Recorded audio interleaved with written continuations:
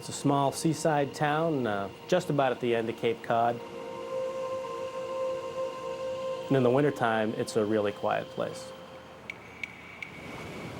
The people that live here year-round, everyone pretty much knows one another. I never wanted to live anywhere else.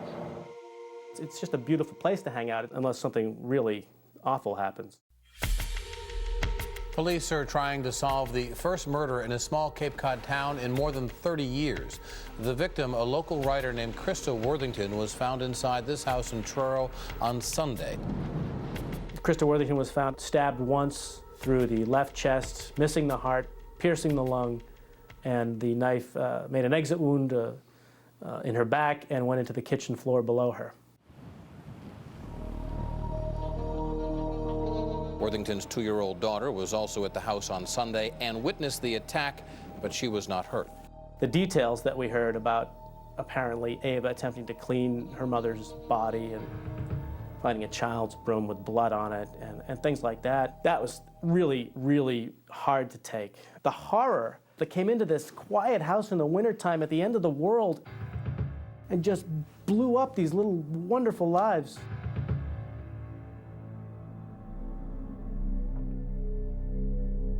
My name is Eric Williams. I'm a reporter with the Cape Cod Times, and I've covered this case from the beginning. I'd say she had a very easy smile. She had a wide-eyed wonderment about the world. She was a mom. She was a great mom. Her whole being lit up just by being with her daughter, Ava. She was a flirt, and, you know, I could tell that there was an attraction. I'm Tony Jackett. I had an affair with Christa Worthington, and we had a child together, Ava Worthington. It wasn't solved right away. It is a murder mystery that continues to haunt Cape Cod. I think people were spooked. Who is this person that did it? Where are they? I mean, are they a local? People around here are getting very anxious. And time went on, and a sort of rotating cast of potential suspects were trotted out. We got Tony Jackett, the father of Ava. It's disturbing to be a murder suspect. Tony's son-in-law, Keith Amato, was a person whose name came up. Dude, don't f***ing film it. The guy who found the body, Tim Arnold. Christa was an easy person to love and sometimes a difficult person to be around. I think there was the feeling like, we're never gonna know whether this was your next-door neighbor. An arrest in the murder of Christa Worthington. I mean, that was a shock. That was out of the blue. They arrested a guy. I mean, could you believe it?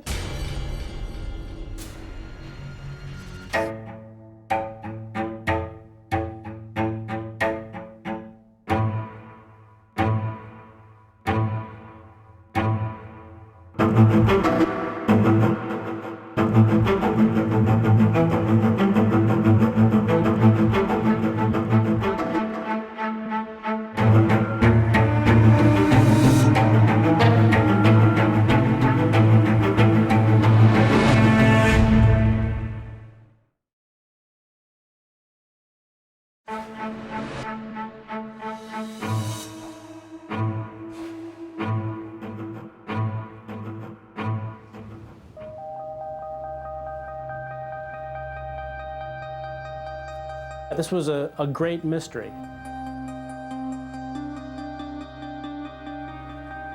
How could a single mom be executed in her kitchen in January in Cape Cod?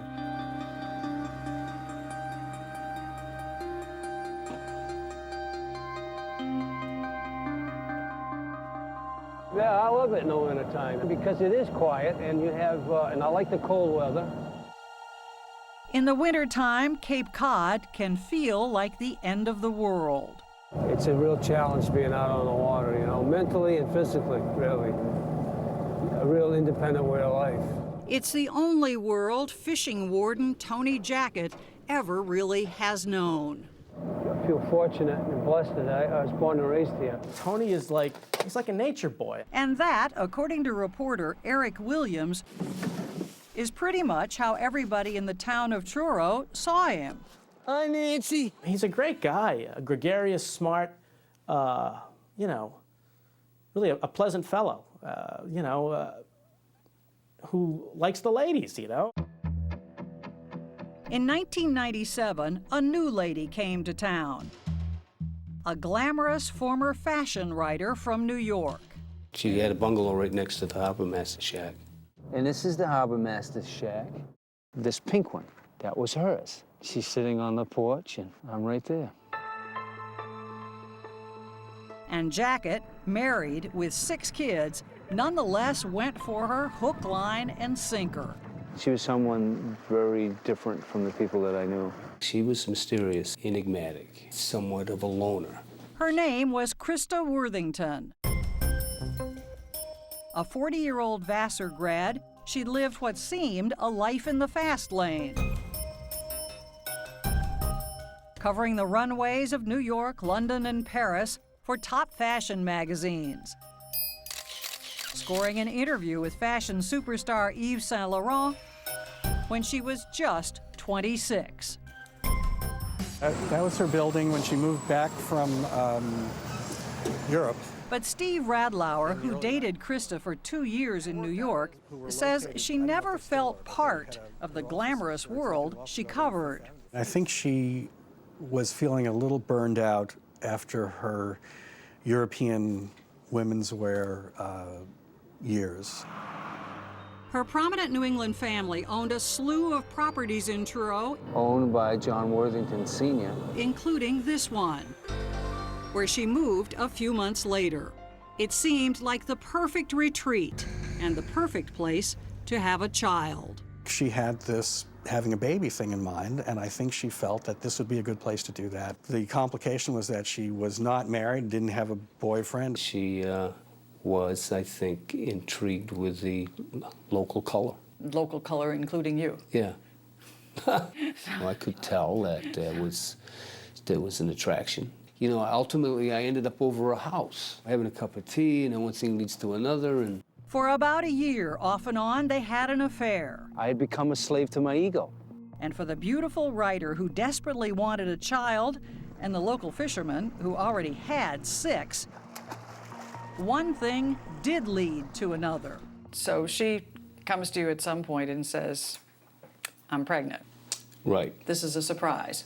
This is a total surprise. A surprise he didn't share with his wife of 26 years, even when Christa gave birth to a daughter, Ava, in May of 1999. The day she got pregnant, she was ecstatic. I was dumbfounded. Friends insist Christa had been told she couldn't have a baby, but Jacket always has felt she set him up. How do I explain this? I'm like, all of a sudden, I realize that I'm in deep. In fact, she had gone on the Lisa show the year before to talk about women who choose to be single parents. Trying to figure out how to be the best parent to your child, given that there is no father. She was very real. She was exactly who she was. Ava became the center of Christa's universe, says Linda Schlechter, who babysat a few times a week. A very devoted mother, and she would always have Ava on her lap, and they would always be playing or laughing. Now I'm just still in a lot of disbelief about what's happened. It seems so unreal. Unreal indeed. I walked into the newsroom here on Cape Cod, and we had just gotten word from the police that there had been a murder. The first homicide in Truro in 30 years sent reporter Eric Williams into high gear. Finding sources, working the phones. It was Sunday, January 6th, 2002. Surprisingly, you know, I knew the guy who found the body, and next thing I know, I'm calling him and talking to him about it. He was calling Tim Arnold, another former boyfriend of Christa's, who lived just through the woods from her house. Arnold's story was that he had simply dropped by the house at 4:30 that afternoon to return a flashlight, and instead got the shock of his life. He sees Christa lying on the floor in a sort of a kitchen hallway area, and he sees Ava near her mother's body. Arnold later told police little Ava was trying to nurse. He said he scooped her up and ran outside. He called 911. 911, this line is recorded. What is your emergency? Please send somebody to 50 Depot Road. Okay, what's the problem? It's Christa Worthington. I don't know what happened. I think she fell down or something. I'm sure she's dead. Christa Worthington was dead, lying in a hallway off the kitchen. She was bruised up. It looked like there'd been some kind of altercation that she had been in. She was half naked and stabbed once through the left lung. The blade went through the body and into the kitchen floor beneath her body. The front door was smashed.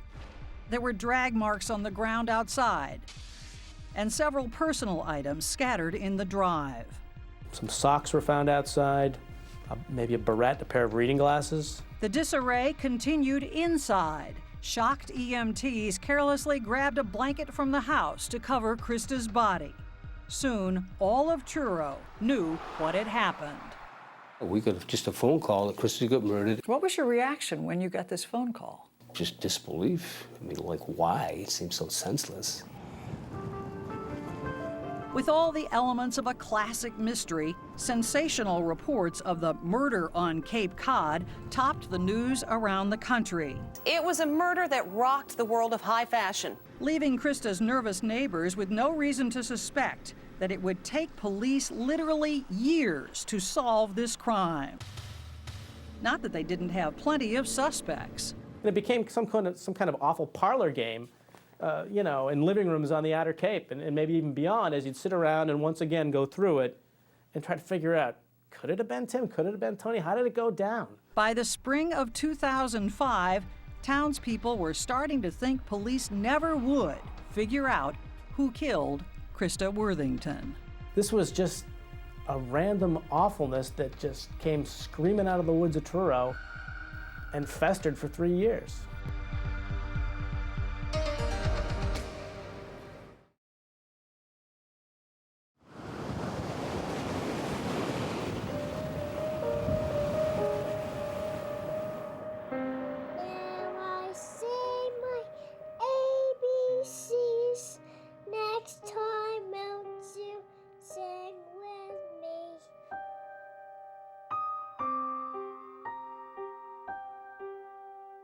Christa Worthington's savage murder in January of 2002 left 2-year-old Ava without a mother. And it left the townspeople of Truro edgy, nervous, and silently wondering if the killer might be one of them. Who else would come down to the end of the world in January and do this? You think, it's got to be someone who is here, because no one comes here in January. The best potential lead to the murderer's identity? DNA found on Christa's body. It's DNA of an unknown male that's consistent with someone having had sexual relations with the victim, and it's that DNA that we seek to match. So, says District Attorney Michael O'Keefe, investigators first zeroed in on her immediate circle, especially past boyfriends. You look at the people who are in the immediate orbit of the victim's life. While they waited for the crime lab to find a DNA match, they took a hard look. First, there was the neighbor and former boyfriend, Tim Arnold. Not only had he found the body, but his semen would turn up on the blanket thrown over Christa. Then again, they'd lived together for a time in the house. Tim Arnold was one of the few men under the age of 70 in Truro year-round. Christa's friend Steve Radlauer says her relationship with Arnold, at times contentious, apparently was over. I don't think that she ever entertained the idea that this was going to develop into a long-term relationship, that they were going to get married or anything like that. But he may have. He may have. From what I understand, he was more serious about that as a long-term possibility than she was. Arnold emphatically denied to police that he had anything to do with the crime. I have some quick questions about what your memories of Christa are. Otherwise, he refused to discuss Christa Worthington. These days, Arnold struggles with health problems, mainly affecting his vision. But he says memories of what happened in 2002 never are far from his thoughts. I think of it a lot. I think about it just about every day.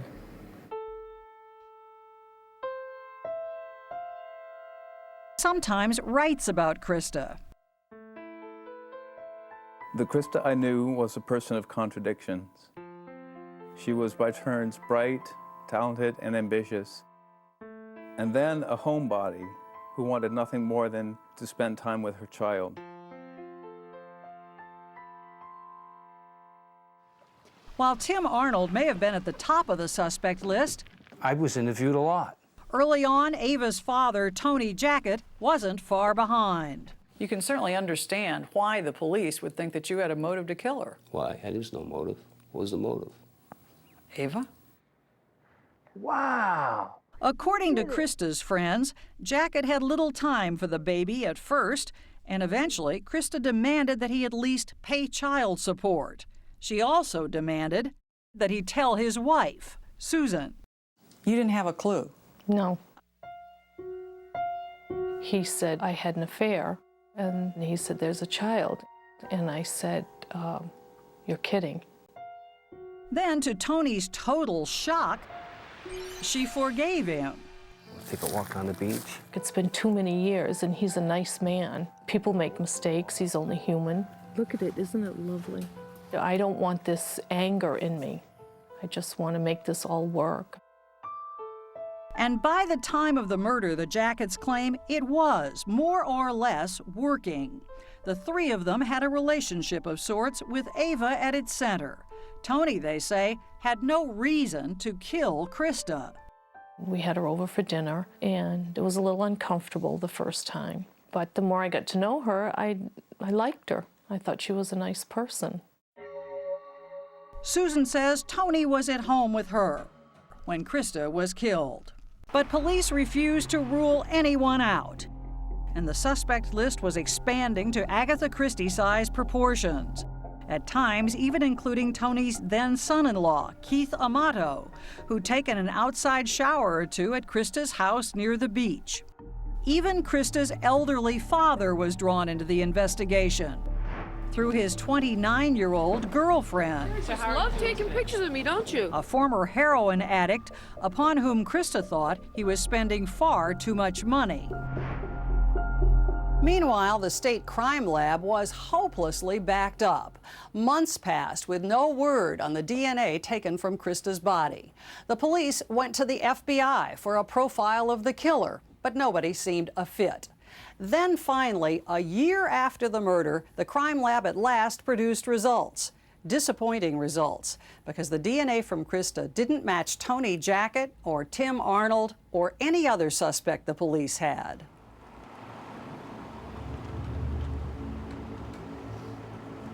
You have this ever-widening circle, if you will, of investigation going on. First group of people are looked at very, very intensely. Nothing is developing. You widen that circle. The widened circle brought in DNA from repairmen, trashmen, delivery men. With pressure mounting, D.A. O'Keefe took an unprecedented step, asking for DNA from every single man in Truro. State police investigators were actually in Truro today asking men outside the post office, outside coffee shops for saliva samples for DNA. At that point, like, what are you, crazy? I mean, this is such a needle in a haystack. How many people have been tested so far? I'm not going to say specifically, but dozens of people. Dozens and dozens. These guys are throwing darts at an elephant, you know? I mean, they got no chance. It's just crazy. But chance is a strange thing.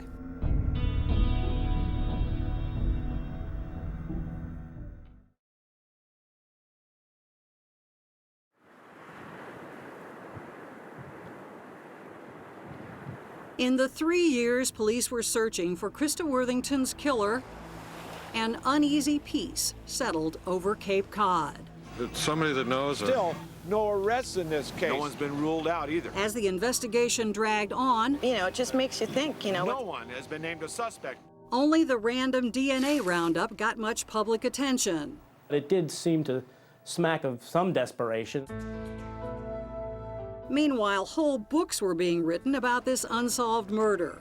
Investigators, under intense pressure, still would rule no one out, including Tony Jackett. I'm left in limbo if they don't solve it, and it's not right. Little Ava, his daughter with Christa, was sent to live with a friend, Amira Chase, whom Christa had named Ava's guardian in her will. Jackett was allowed to see his daughter only one afternoon a week. Who loves you? Daddy. That's right. Daddy loves you, yes. You know, that's my daughter. You know, the Chases are nothing to this little girl. He fought for custody. Worthington Jackett matters 02W0006. Long rise. But lost to Christa's friend. And Tony thinks he knows why. Well, being a suspect definitely cost me custody, more than anything else, the custody of my daughter. By 2005, Jackett was getting used to another reality. We're just going to have to live with the fact that the perception of my being a suspect is going to stay. But then, on April 7th, investigators caught a stunning break. The crime lab had a hit. We have a brief statement to make. A match for DNA found outside and inside Christa's body. It just was a bombshell, huge bombshell, because we were just like electrified. Couldn't believe that they had come up with a match. Suddenly, a match, a suspect, and an arrest. All announced to the world by DA Michael O'Keefe, 3.5 years after the crime. Last night at approximately 7:15 p.m., detectives from the Massachusetts State Police arrested Christopher A. McGowan for the 2002 murder of Christa A. Worthington. Which had a lot of people in town asking, Christopher who? Who would have figured it would have been the garbage man? That's right, Christopher McGowan had been Christa Worthington's garbage man. Truro was astonished and relieved. It seemed like a done deal. The results were? We're in the quadrillions. So you're talking about as absolute as one could possibly get. You know, pretty much. Police picked up a docile McGowan at his rooming house, lying on the bed, watching cartoons. Marijuana and an open bottle of prescription painkillers were on the table nearby. Incredibly, he'd been right under their noses from the start. Did you kill Christa? Interviewed twice, both times he had denied knowing Christa Worthington. He'd given police his DNA voluntarily more than a year earlier. The laboratory could not get you results as quickly as we would have liked them. Well, a year. Right, right. When detectives took him in for questioning, McGowan waived his right to a lawyer. They say he again denied knowing Christa. And then he's presented with what I would suggest is a relatively strong piece of evidence that he's lying. DNA. Correct. Police say that's when his story changed. He admits that yes, he went there on Friday night. Yes, he had sex with her. And yes, he beat her. But he doesn't want to bring himself to admit that he killed her. So he blames the worst part of it on someone else. The somebody else was McGowan's friend Jeremy Frazier, who'd been with him the night of the murder. But Frazier's DNA wasn't found anywhere on Christa's body. Was there an operating assumption that the last person who'd had sex with Christa Worthington had killed her? Yes. From the beginning? Yes. And you believe that to be the case? Yes. Christopher McGowan's interview at the police barracks lasted about 6 hours, and for whatever reason, he declined to have it recorded. So the only record of this crucial interview is a report some 20 pages long that the detectives wrote from their notes about a week later. In it, McGowan is sometimes confused and comes up with at least half a dozen different versions of what really happened the night police say Christa Worthington died. Chris McGowan didn't commit this crime, and the police know it.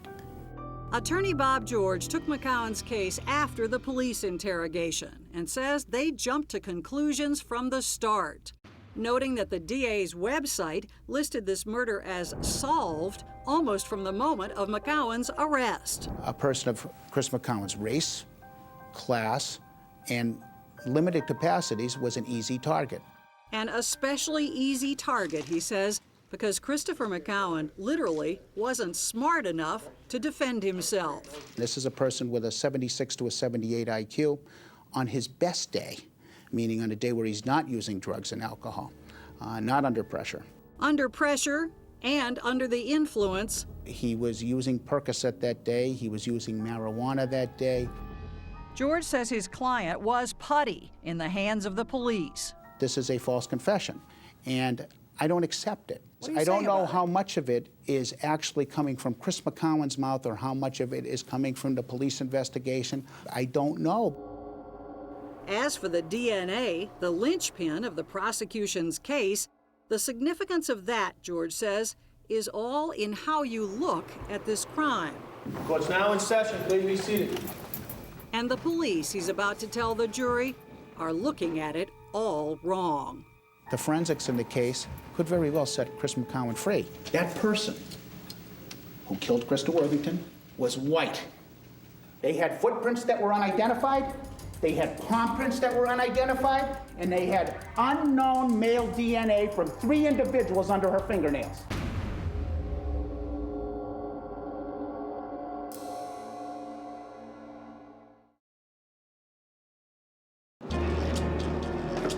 Down the Cape today, the infamous Christa Worthington murder case has gone from a whodunit to a courtroom drama. All right.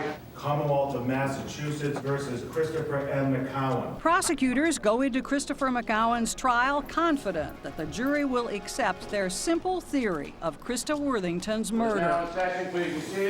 That he went to this location for the purpose of having sex with this person, that was denied to him, and in a rage, he raped her and killed her.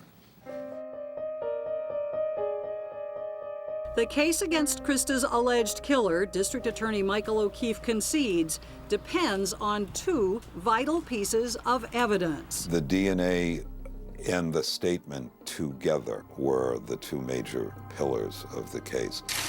First, the DNA. We performed DNA analysis on 23 samples. The state's expert says it proves beyond doubt that McCowan had sex with Christa Worthington. Christopher McCowan matched the major profile in the mixture. Then the statement. Can you tell us your name for the record, please? My name is Christopher Mason. With Christa's father and other family members looking on, Employed as a trooper with the Massachusetts State Police. Trooper Christopher Mason tells the court that although McCowan didn't actually confess, he did admit to police that he beat Christa and watched her die.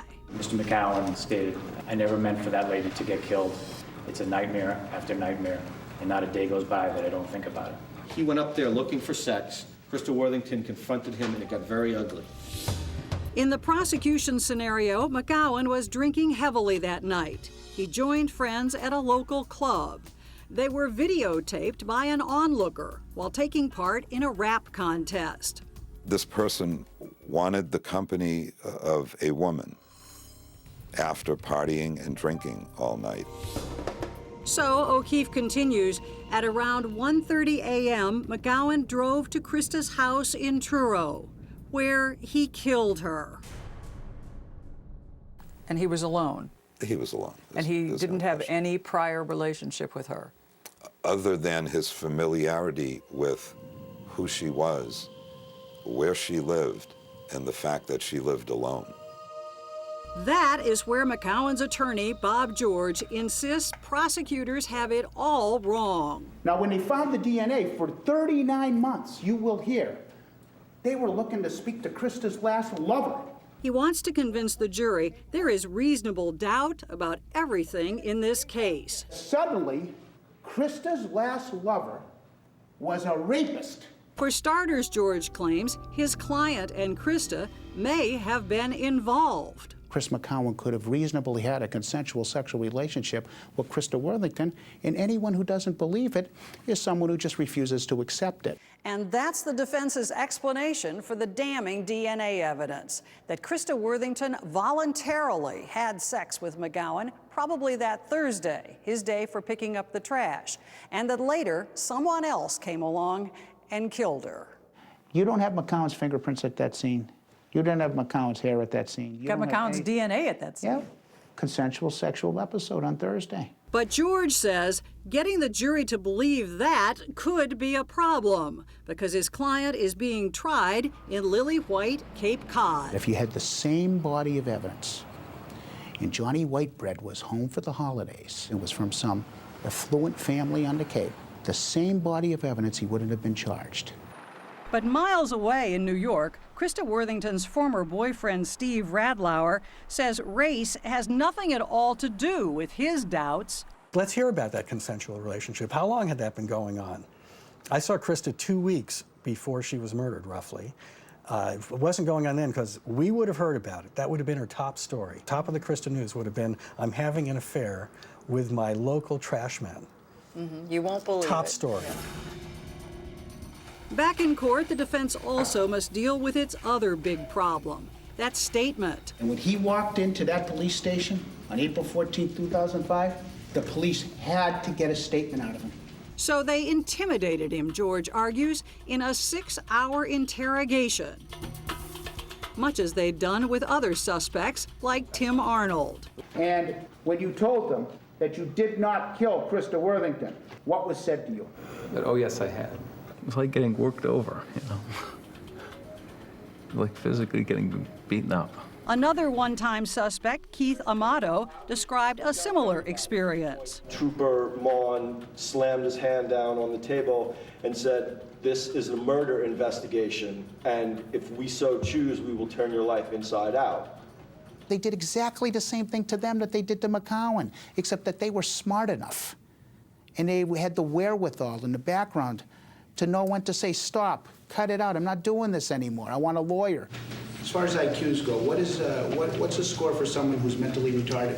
George's witness, forensic psychologist Eric Brown, claims that with an IQ of about 76, Christopher McGowan simply couldn't understand the police's questions. He's 69, he's mentally retarded? Yes. And he's 76 on his best day? Yes.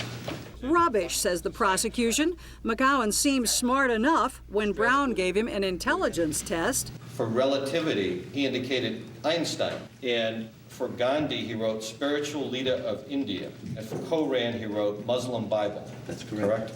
And he was clever enough, the state argues, to concoct a story blaming someone else. Be the truth, the whole truth. His friend, Jeremy Frazier, who appeared uncomfortable the moment he took the stand. Did you drive up to Christa Worthington's house with Christopher McCowan? No, I didn't. Did you have anything at all to do with her death, sir? No, I didn't. But Bob George wants the jury to believe Frazier could have. What were you drinking? A couple beers at the party. Did you tell the police it was like 6 Coronas? I don't recall. Certainly, Frazier and McCowan were together that night. The videotaped rap contest shows Frazier listening to music with McCowan nearby. But Frazier supplied an alibi. He later was seen at another party, then slept at a friend's house.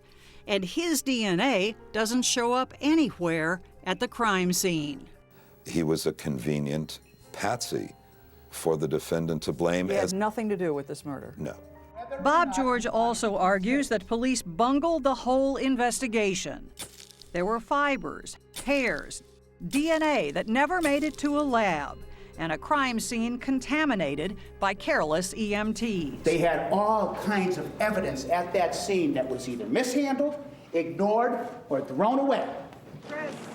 Christopher McCowan never testifies, betting that his attorney has created enough doubt in this case to set him free.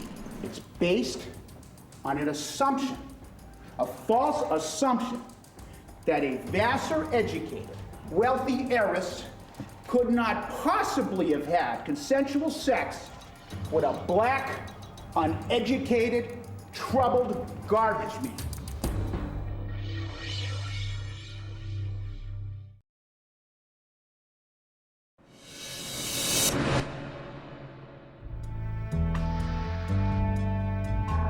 While the jury in the Christa Worthington murder trial deliberates, There's always that question as to what's the truth, what isn't the truth. the case is still being tried in the court of public opinion. We've been following the trial. And everyone in town's got an opinion. I think the preponderance of evidence indicates that he's guilty. I think he deserves every bit of a reasonable doubt if it's there. I wouldn't be surprised if the guy gets off.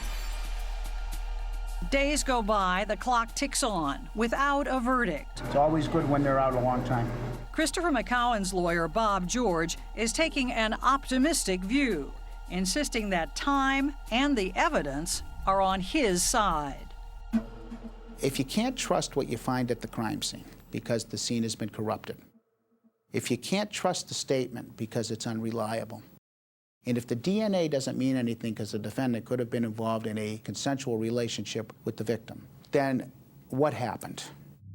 For 5 agonizing days, the jury, including 2 African Americans, debates that very question. They said they were hopelessly deadlocked. Then, on day 6, a shocker. The judge announces he is throwing one juror off the panel. A white woman whose boyfriend was arrested in an unrelated crime. In a phone call with him, she was taped criticizing the police. And there's concern about bias. You are to be discharged from this jury.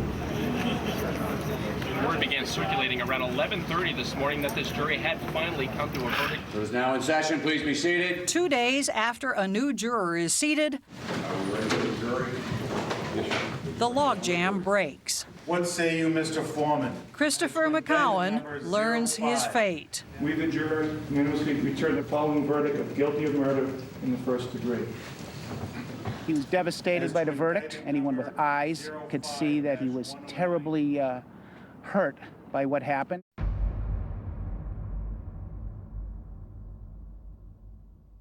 Hours later, before he's sentenced, he addresses the court for the first time.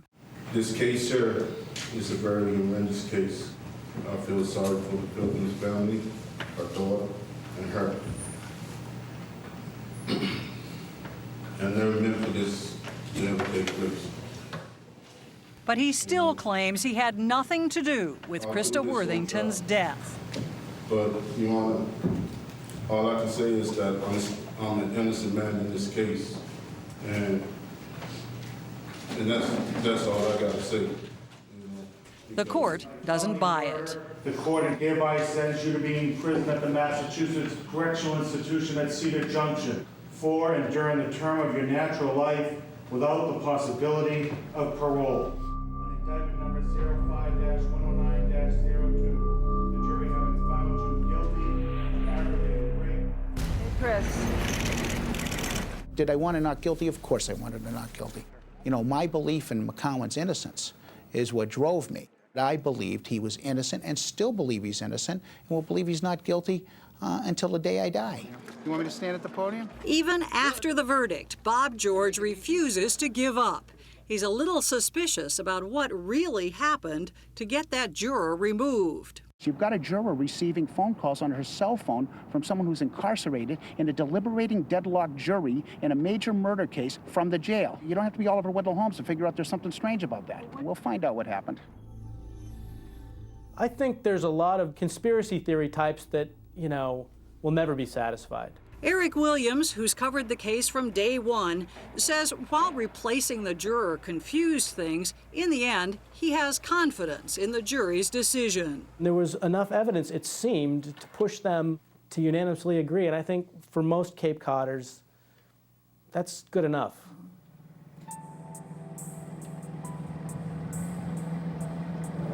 Well, this case changed my life dramatically. It's not something that you ever imagine you're going to have to deal with. Kind of like being in a dark tunnel. I wonder if you'll ever see light again. Are you glad that this is finally all over? Now officially cleared as a suspect in Christa's murder, Tony Jackett is relieved at the verdict. The jury deliberated and carefully looked at all the evidence. Although, remarkably, he isn't sure the jury got it right. I felt there was reasonable doubt all over the place. I think about the trial. I think about what it did to me, and I think about her. Tim Arnold, too, is happy it's finally over, but to this day, he is haunted by what happened. Sometimes the weight of events forces you to look back, whether you want to or not. Just something that's always there. These happen to be a few snapshots I took of Ava and Christa when they were here only a couple of weeks before she was killed. Ava lives still with her legal guardians, and by all accounts, she is doing well. One pretty little girl. Yeah, she was really sweet. When you look at this today, what goes through your mind? Well, you know, I mean, basically, I think she was really happy. She was a great person. We miss her a lot. Ava never will remember those happy times, but Christa's friends are determined that one day she will know how much her mother loved her. How would you want to tell her about the past? A little bit at a time. Ava won't have her. That's it's the enduring tragedy of the whole thing.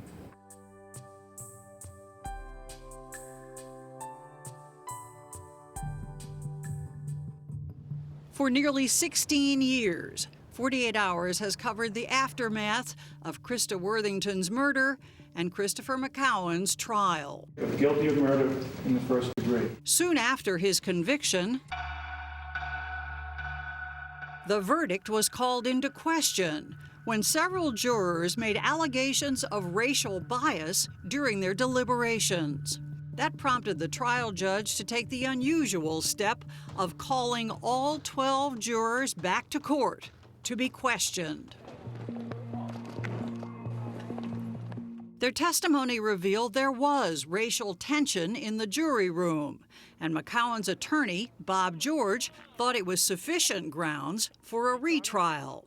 Well, in my opinion, it's enough to establish that the statements were made and that the bias statements were made. Now it's up to the judge to determine whether or not there's going to be a new trial. But the judge ruled against McCowan, upholding his conviction. In 2010, the state Supreme Judicial Court agreed. McCowan, from the moment he was sentenced, all I can say is that I'm an innocent man. Has refused to give up the fight. Mr. McCowan, do you deserve a new trial? He now has a new legal team, and they have filed another motion for a new trial. But for those closest to Christa Worthington, life has moved on. Tony Jackett maintains a warm relationship with his daughter, Ava, who now is in college and continuing to thrive.